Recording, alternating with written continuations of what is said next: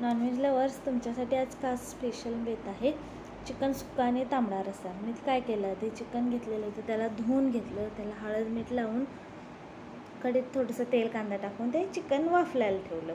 ते छान तेलावर वाफलून घेतलं. तोपर्यंत त्याच्या कढईमध्ये कांदा, टमॅटो, आलं, लसूण आणि खोबरं हे भाजून घ्यायचं एकत्र. तेल लावून छान असं लाल बुंद होईपर्यंत भाजायचं. कसं त्याचं असं भाजलं की नाही त्याचा थोडासा असा कच्चापणा वास येतो. तोपर्यंत चिकन आपलं वाफवलेलं आहे बघा.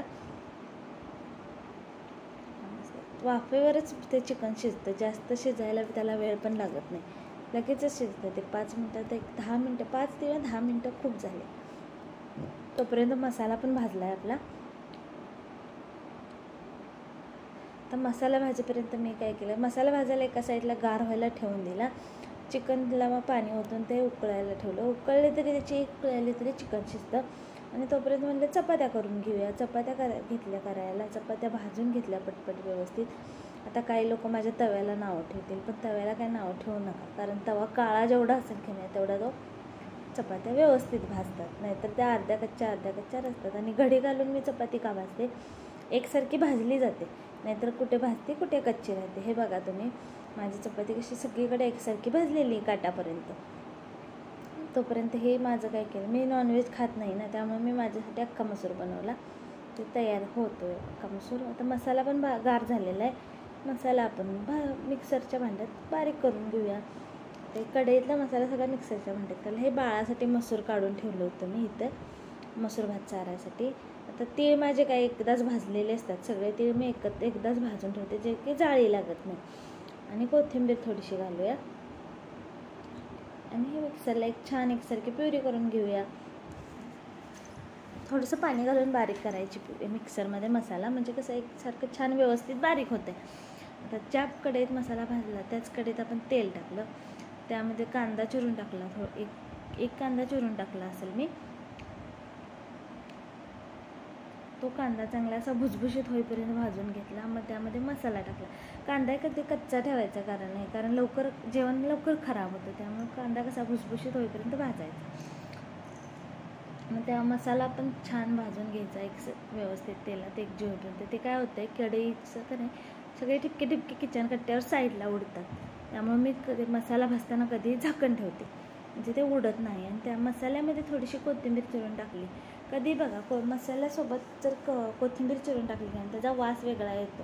आता साध्या जेवणाला पण मी काय करते, हे बघा लसूण आणि कोथिंबीर एकत्र टाकते, म्हणजे वास छान येतो भाजीला. आता मसाला पण आपला भाजून झालेला आहे बऱ्यापैकी. तेल सुटेपर्यंत बाजूला तेल सुटायला लागले. असा व्यवस्थित भाजला की कसं असं हिरवटपणा लागत नाही वास त्याचा. ते नाही. आता त्यामध्ये थोडी हळद टाकूया. हळद थोडी टाकायची, कारण ऑलरेडी आपण चिकनमध्ये टाकलेली होती हळद. मॅरिनेट करायला ठेवलेलं तेव्हा हळद टाकलेली होती, त्यामुळे थोडीच टाकायची. आणि ही आता आमची कोल्हापुरी घरची चटणी आहे. कोल्हापुरी चटणीची लाल भडक असते बघा. आणि चवीला ही वेगळीच असते, म्हणजे चव म्हणजे असे एकदमच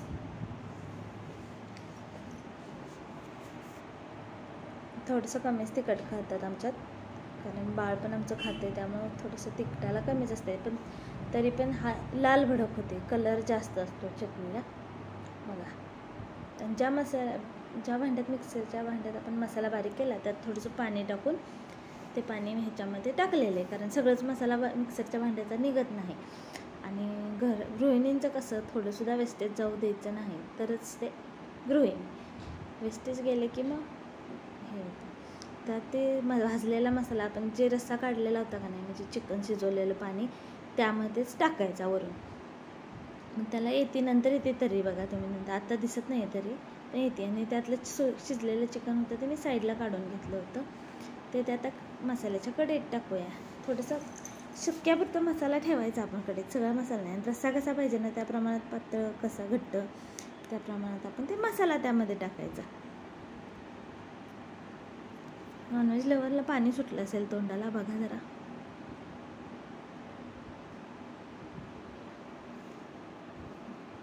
आणि हा आपला तांबडा रस्सा.